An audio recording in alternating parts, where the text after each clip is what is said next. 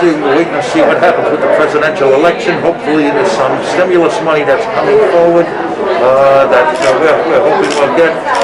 Hoping that we can meet within the next 2 weeks. That's what we're thinking of right now.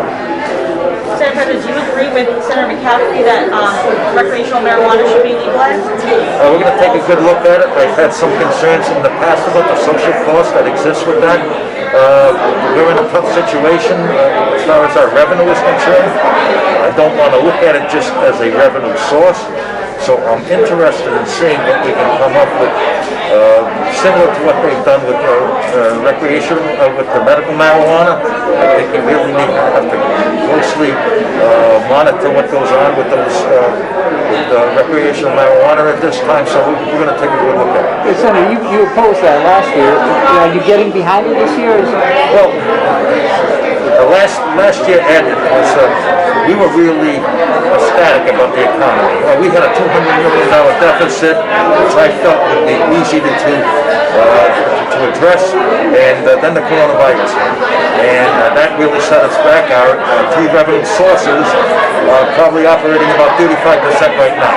So obviously we're looking at all options. As I saw the new Speaker of the House say yesterday that everything is on the table, and everything is on the table. So I don't want to put my personal objections ahead of anything that could be good for the people who see it. Well, also with neighboring Massachusetts that's had it for a number of years, we're seeing how they've handled it. We understand that we're going to pass something, but we see the consequences in Massachusetts and how they've amended and changed things so that they have a system, as well as a number of other states have a system that over the last couple of years, when we've heard the bill and got information on it, the Senate President's probably going to put a compilation of a number of different states together and come up with a package that is acceptable to the body, knowing that at some point then if we had to, we could always amend it.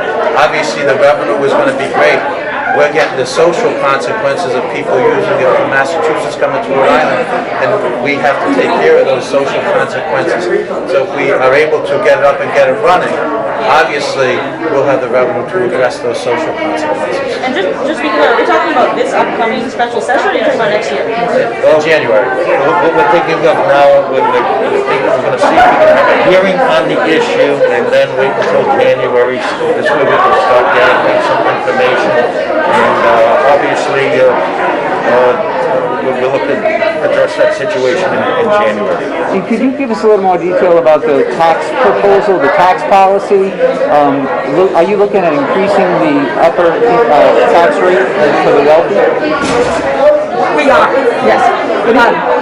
I don't think that the threshold has been determined yet, but we really want to take a good look. I mean, it's time. Let those that make more money pay more. To address the deficit. To address the deficit. And what's the big picture? Even without the deficit, it was probably good policy to have done it, you know? Now, we have more of an urgency. What's the big picture in the new agenda you outlined today? Are you responding to the change in the makeup of the Senate, like Senator Pearson talked about it being younger, more progressive?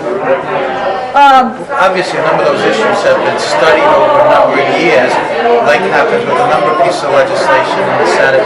We study them, we hear them, we review them, and see what the impact has been in other states. And we've seen that with Massachusetts in particular, with the marijuana, as well as a number of other states passing at this recent election, that its time has come.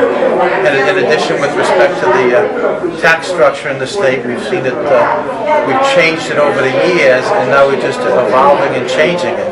As Senator Goodman said, the important thing there is what is the thresholds that we're going to look at, and obviously the Senate Finance Committee over the years has looked at that, studied that, and there's a whole different prerogative, different levels of who's in different categories, and those numbers are very interesting, where it affects and how many people in the different categories, and those are the things we want to look at, as well as what the change in the rate is going to be also. Speaking more broadly on progressive, new progressive members, how confident are you that they're going to support the agenda that you guys are pushing? Well, as I said, I'm going to have an open door policy and listen to them, and hopefully they like some of the issues that we're coming forward and with. If they have any input input into it. You saw it today in the caucus today. Some of them had input into the caucus, and we did make some of the changes that they suggested. And we have an open door policy, as we always have had, with respect to legislation and other matters. Senate President, you had some contentious times with Speaker Mattiello. He is no longer going to be the Speaker. What is your relationship with Representative Chippi? What are you anticipating there? The new Speaker and I have been friends for many years. This goes back to when Governor Sondland was the governor. I have great respect for Joe Chippi. I think he'll do a great job. And I did have a contentious situation with the Speaker initially, but we ended up on the great terms. We've worked together the past 2 or 3 years. I have a great relationship with Nick Mattiello, and I'm going to continue that with the new Speaker. Where do you stand on the car tax? Do you think the phase-out is going to continue in the upcoming budget? I have been a supporter of the car tax. I had my 2 communities were at the time the 1st and the 3rd highest in the state. I have been a supporter of the phase-out of the car tax since we started. But like I said, everything is on the table with everything that's going on with our revenues. We're going to have to take a close look at it. But at this point in time, I am still supportive of that initiative. Senate President, one more question for you on the progressive terms before. Some of the comments we've heard from folks, from speakers, it sounds like they don't feel like the chamber is as progressive as they would like it under your leadership. What are your plans to work with that group of Democrats as well? Well, I've operated the same as since I've been there, since I was the majority leader. I listen to everyone. I listen to their concerns. Look, every one of us comes from a different area, and it's probably not one of us that agrees with the other on every single issue. So that's what we try to do in the Senate. We try to sit down, we try to build a consensus. I have 2 great people that I work with over here that are extremely helpful in that endeavor, and we try to come to a happy medium. So that's what we try. That's what we try to do. Please realize that the people who voted me today, for me today. Some of those people are progressive, so it's not a question where the progressives have that big split, but we do get some support. But some of these people look at the overall leadership that the Senate has provided over the years, and I think with the assistance of my colleagues over here and all the chairs, they've been very pleased for the most part. On the minimum wage, a lot of people, and a lot of the progressives who are new to the chamber have talked about a $15 minimum wage, but they've also talked about a living wage which would be more than $15. Is that something you would look at as well, or how does that work? I think you know what we did with the nursing homes this year as far as those employees of the nursing homes. I mean, $15, as you said, is not a lot of money, but it's a starting point. Right. And we're looking to work to that point gradually, so it's fair to the businesses and everyone knows what's coming in. And you expect more help from the House on these types of initiatives under Chippi's leadership? I am hopeful that we can convince them to go along with that. They've been receptive. A lot of those members over there have been receptive in the past, and we're hoping we can do that because, I mean, go figure, the $15 an hour, how are you going to live on that? Right, I know. And, that's difficult. So, I mean, we're trying to do the best we can with those people who are the most needy, especially in this pandemic. So that's what our focus is going to be. Senator, you were talking about the convention center, the use of the convention center. How do you see that playing out? Would you have committee meetings in there? What's your thought on the use of the convention center? We have been looking at that facility for the past couple of weeks. We plan to operate as we would operate in the State House at the convention center. They have rooms there. They have rooms where we can have committee meetings. We have an area there for our staff. We're planning to basically operate out of that facility. I'm just not wild about operating out of the State House, even though we put up the plexiglass and everything like that. The ventilation system isn't what it should be. It's an old, antiquated system, and I don't think it's safe for the members, and that is my priority. That's making sure the safety of the members is the most important. Will members of the public be going there? Will members of the public be going there to testify on bills as they do at the State House? Well, initially we're going to ask the public to do remote testimony initially until we get a level of comfort, until the coronavirus dies down a little, till hopefully we get a vaccine. seen. So we're going to ask them to stay away, because if people come in there and start interacting with our staff, with our members, that would be all for naught. Are you going to ask House leadership to do the same at the convention center, or you can completely let them do what they would like to do if they're more comfortable staying at the State House? They can do, they have more members than us. This fits what we're looking to do. I mean, I'm sure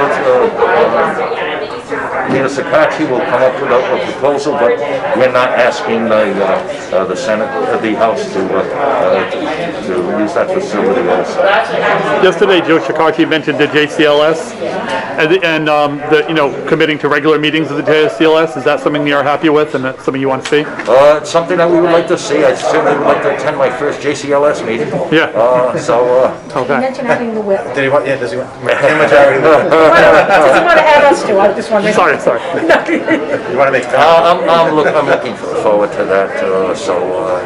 I think JCLS is run very well. I just we're interested in having meetings there. That's what it's for.